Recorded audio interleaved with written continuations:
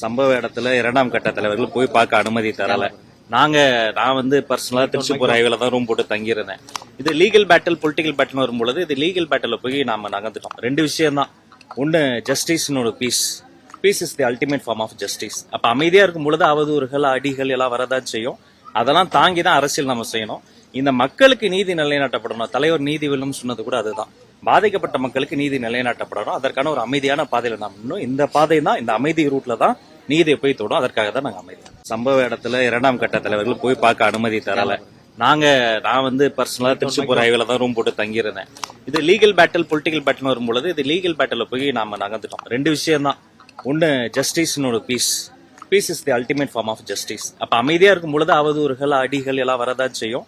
அதெல்லாம் தாங்கி தான் அரசியல் நம்ம செய்யணும். இந்த மக்களுக்கு நீதி நிலைநாட்டப்படணும். தலைவர் நீதி வெல்லும் சொன்னது கூட அதுதான்.